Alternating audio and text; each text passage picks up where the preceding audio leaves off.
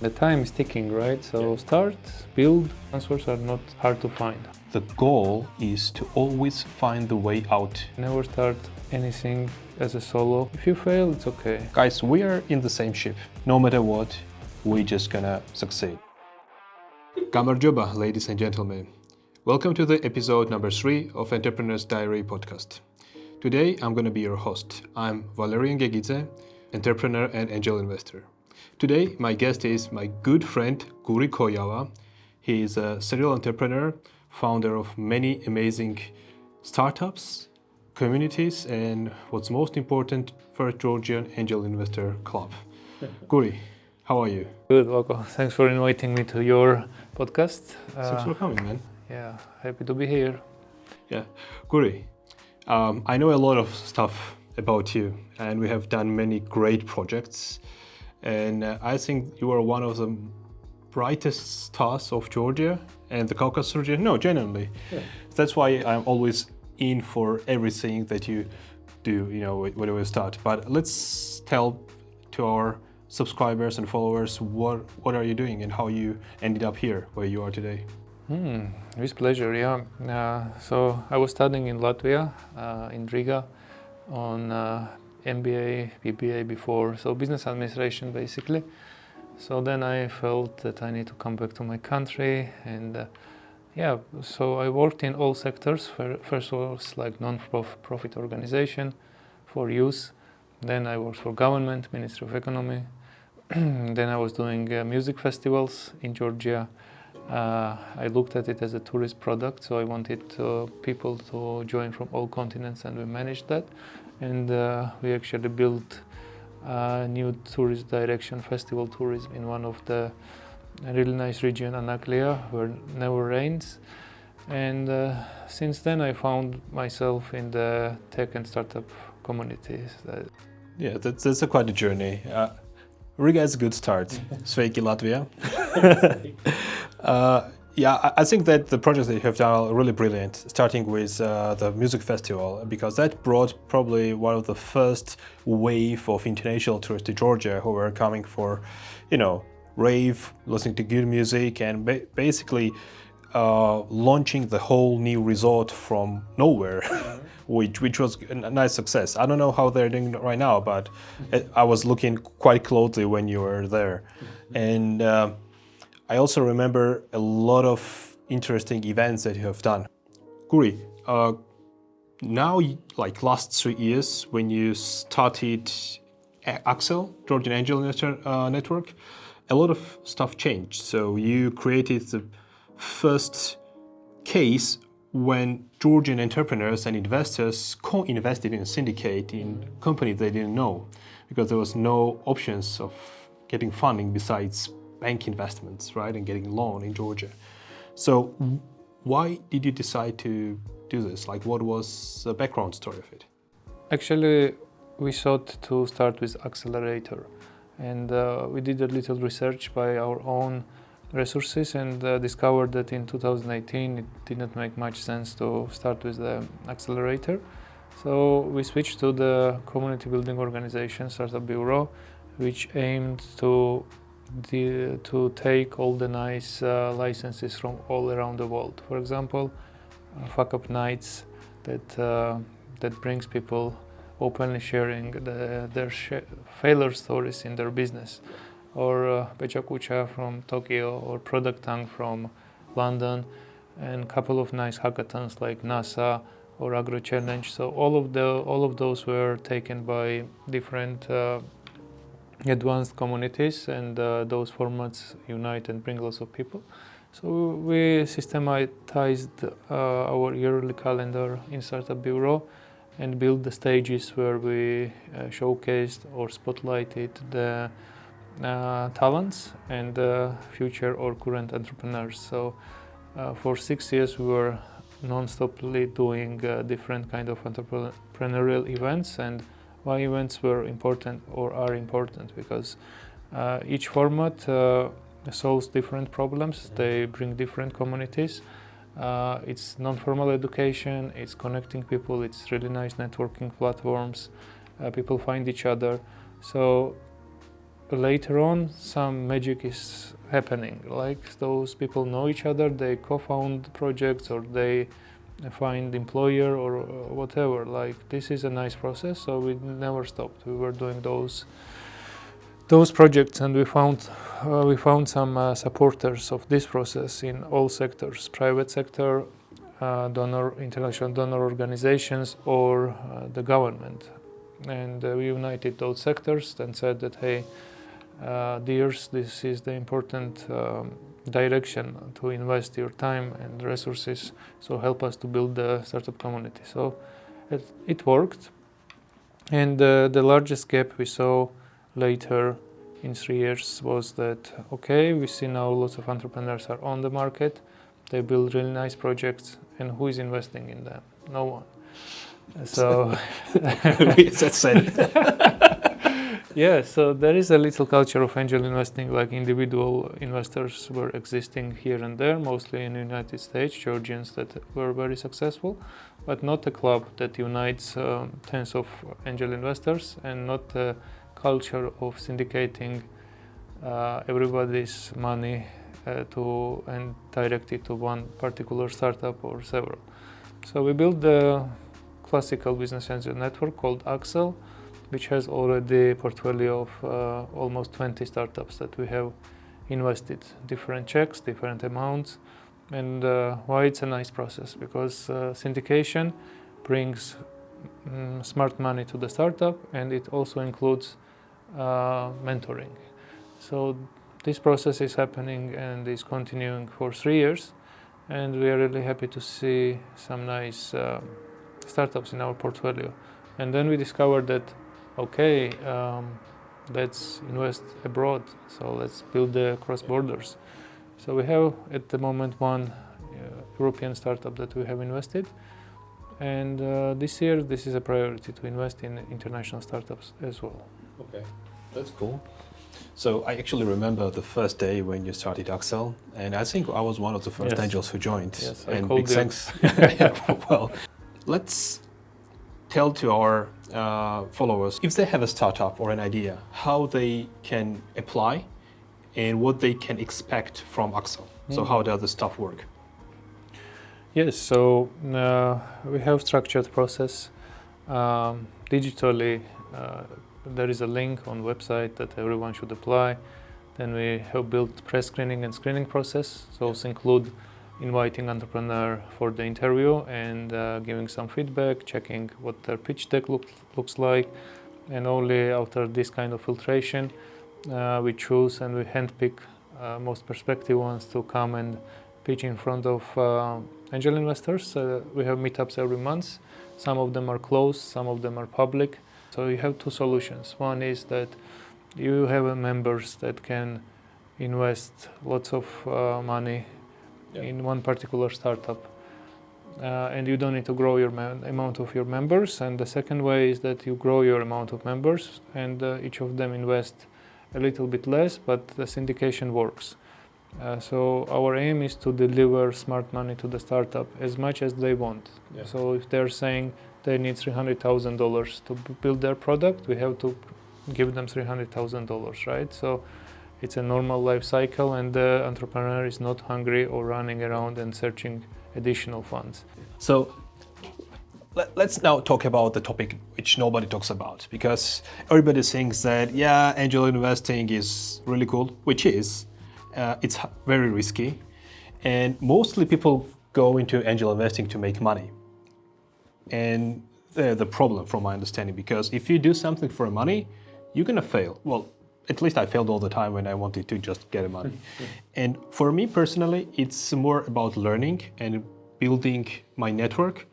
And at this stage, I understand whenever I invest, and this is my strategy, to invest in like whatever amount I have, I split it accordingly to number of startups a year, let's say 5 to 6 per year. And then I'm just trying to diversify based on the industry. It can be agriculture, tech, let's say agri-tech, med-tech, ed-tech, whatever it is. And just learn from the journey. But primarily for me, it's about learning, because I do believe it's going to be mostly a charity, because startups 9 out of 10 times they fail, right? And not many people talk about it. And when I look at my portfolio, even the most promising ones, I see they have good start initially. They have this boost, but they just they sink like sheep, like straight away, boom. But I'm ready for this. Not many people are ready for this kind of final final scene. So what is your personal goal? Not like head of community, like Guri Koiava. What are you expecting from this as a person? Yes, as a journey, as you said, it's an experience, it's a club. So it is connected to different feelings, mostly positive ones. And even if startup fails, we don't go sad. We might open a champagne, laugh and just discuss, or wine. Champagne is for celebration. Wine or whiskey and talk about why it happened, right? So we are ready for risking. So this is a goal, to make it work as a business. For now, we are happy how community develops, and the club, as you mentioned, experience, knowledge sharing, and everything else. So exit business should start in a few years. As soon as possible, we'll be really happy to expect back some exits. Okay, sounds good and promising. And I actually agree on the topic that when you fail, you learn a lot, and you learn even more when you fail together. And if you are just doing something alone, you're really afraid, because you might not know the right path, how to get information out of this failure. But when we're together, when we actually drink whiskey or wine and discuss it, you feel power. You actually understand that, okay, these guys, they also failed together with me, and nobody is angry, or nobody is, oh my God, panicking. And this empowers you even more. So this is really beautiful way how you grow personally, and the same way you grow the community and ecosystem. So I'd like to thank you for this, because that was quite rare. One topic I want to touch base. So what we are doing in an agency is we are bringing international and promising startups and SMEs to Georgia, either they want to incorporate here or get remote teams, because we have one of the best talent in the region. And we're promoting because of many ways, because it's easy to do business, it's super, you can incorporate and tax like really easy, and you can do like 2 to 3 times faster anything compared to Europe and USA. What's your recommendation to those guys? Like, if you can add your insight from your perspective, which maybe we have missed. Why Georgia? Yes, I feel that like many countries already for many years are doing reforms to attract the talent. So Georgia is not the only one. Even I would say Georgia is not promoting or branding as a country for the talent destination. It's you and private sector. It's a Gagidze, personally you and a couple of other organizations from private sector that is actually taking all our goods and the nice points, and you're marketing it and you're showing that to the world. So that's true. We are fast. We have lots of nice benefits, but we should be promoting that actively. And Georgia should become the hub of, at least in the region, and why not further, right? Subscribe to our channel and feel free to comment and ask any questions. Now, Guri, let's proceed. And I think it's time to talk about also the sad part of the story, right? What makes me actually sad about everything is that, yes, our country has evolved and everything is growing, but it can grow even more, right? When you see that something is growing by 10, 20%, but there's potential of doing 2x, 3x, or even more, then you want to act.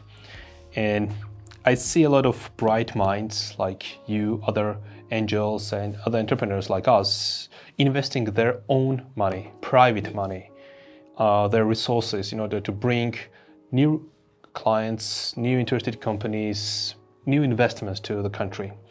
And yes, we are doing it one way or another, but the thing is, the government is doing something on their side, which is like not focused.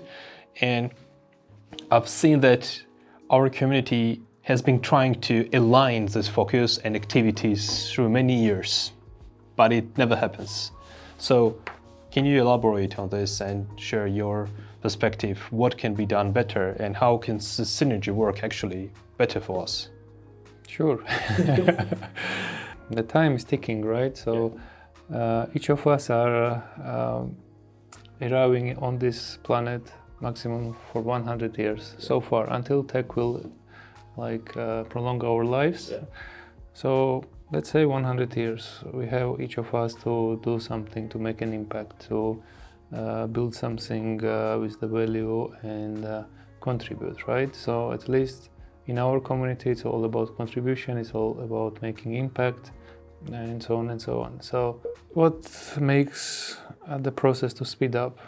The collaboration. So not to create the separate islands, right? I'm a government, you're the private sector. It's all about collaborations. So different organizations, different mindsets, people with different positions sharing the same value. And if you're saying our value is to make the magic, right? So you should make the magic to transform country, to transform the community and speed it up. Otherwise, it becomes a flow, like the flow that is not interconnected, and it's a mess. Someone is putting one brick, another.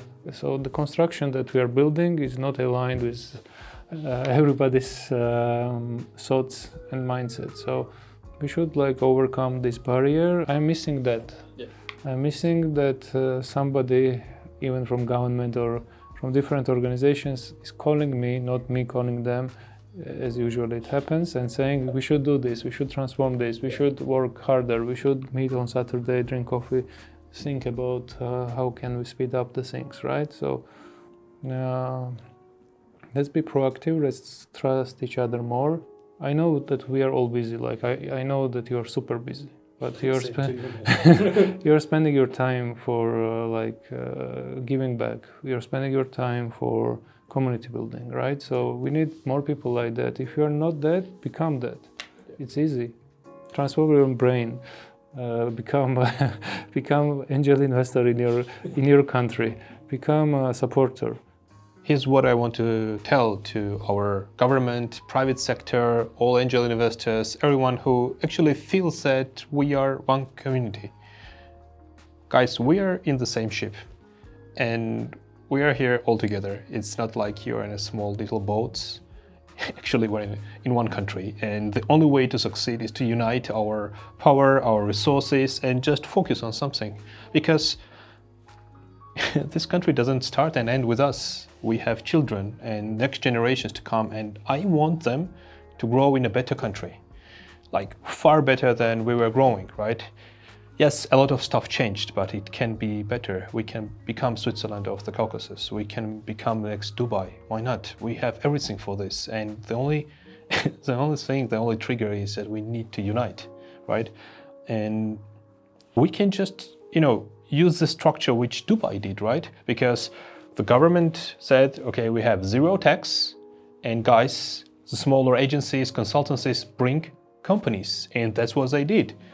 And last 5 years, they're growing like crazy. And here in Georgia, yes, we bring Viber, Rakuten, EPAM, and yeah, everybody's super happy.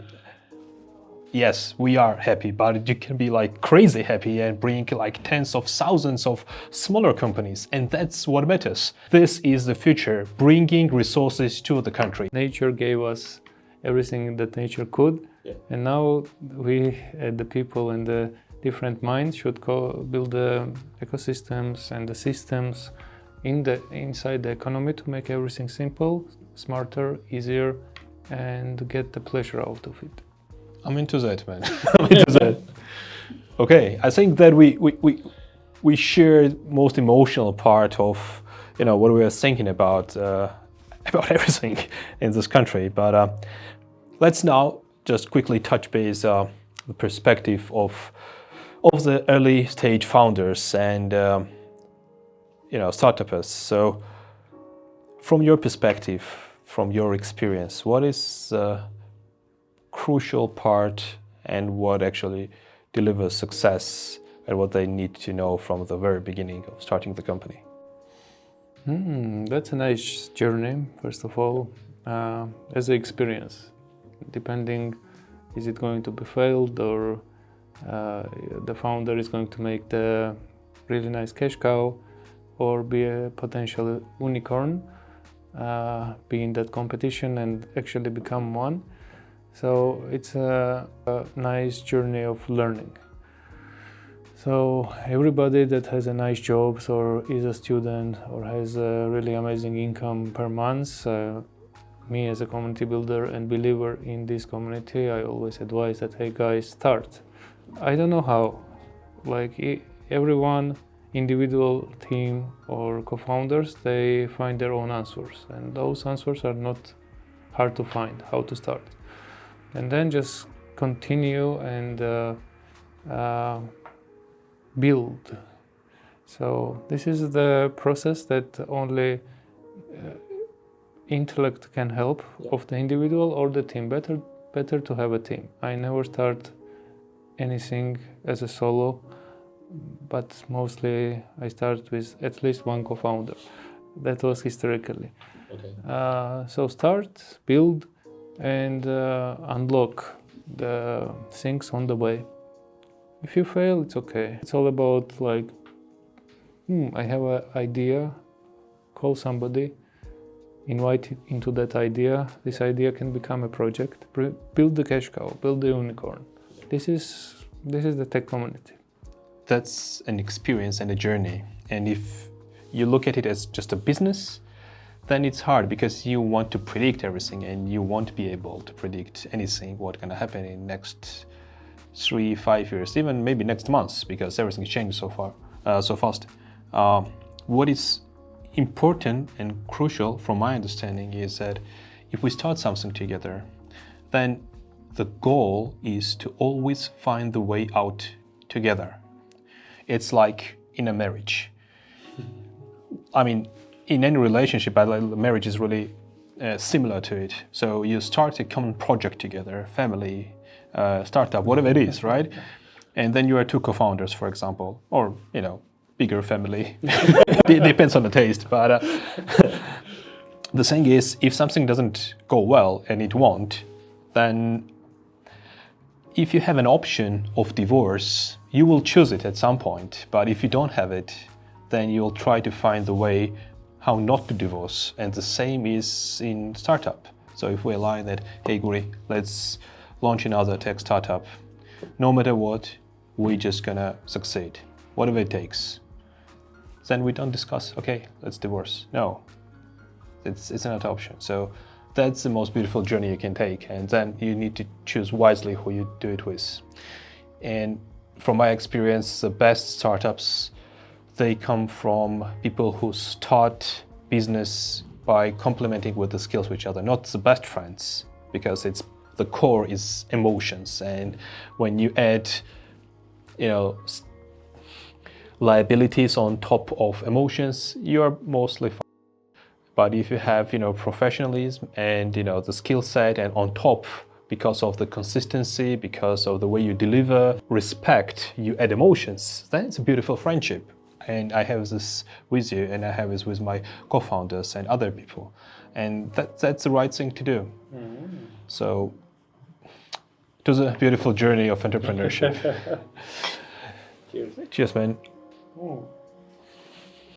Divorce is the last choice you should make in the business, right? You can bring different minds, you can restructure organization, you can bring new CEO. It doesn't make sense to fail because of kind of like relationship messed up or anything like that. So the focus and believe that the you build the organization, so let it fly, let it continue its journey.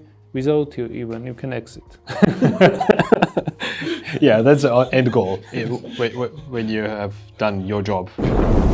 Guri, let's create a short workflow how to start a business. So what you need in a business is a team, funding, and a plan. So let's touch base everyone shortly how you get all of those. You can connect starting business with destiny, right? Sometimes you can be really lucky. So somebody is calling you, your friend is offering the idea, Yeah.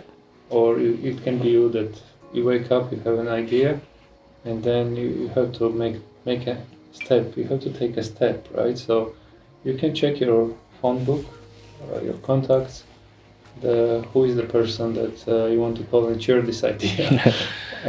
You can be extrovert, you can be introvert, you might not have any contacts, right? So you can be born in the village, and you wake up again in the village and you have your idea, and you know that at least in Georgia, the capital and the brains are centralized in the city, right? Tbilisi. So just go to the networking event, network with someone, make the connections. These connections can become your new friend, right? So call your new friend. If you don't have a current friend to call and share, call the new one. Or you call the current friend and ask, do you know anybody in agritech? Do you know anybody in the health tech? Because I have a project that I want to start in that industry. So other people, it's okay to call somebody and ask for help, ask for support, ask for one-time mentorship. It can be structured, it can be spontaneous, right? So you can call anybody, ask for anything. People are kind, mostly people are kind. Yeah. They're ready to share, they're ready to give. And search, and you'll find. There are 8 or 9, if I'm not mistaken, 9 billion people on the planet. You have social networks. Start acting, start making steps, calling, find what you want. You want co-founder, you'll find it. You want capital, you'll find it. It's all around us. So make your steps, make mistakes, you'll find what you're searching for. I agree. I think what drives entrepreneurship is curiosity. You should just be curious about everything, or just choose one thing and be curious about that. And once you're curious about something, then you always learn a lot about it. The best advice which I got in my life was from my grandpa, who passed when he was 92. And I asked, like, after all these years, just tell me one thing which you would suggest me in the life. And he was like, don't stop. That's it. Explore. If you don't know how to do it, go and ask, as you said. You have all the resources. You have the internet. You have network. It's amazing era to live in, because everything is possible. Whoever has money in bank deposits, please just take some part of that money and invest in something else, because you are losing money. Even in real estate, startups, whatever you feel curious about, start with small, not all of your savings, but start with 10%. Play with that money, because in Georgia we have 32 billion on deposits, and for the country of 3.5 million, that's crazy. So it's time to learn how to invest your money properly. And in order to learn more, subscribe our channel. We'll be sharing more insights about the tech startups, how to start your business, and how to grow your wealth. Thanks for watching. Bye.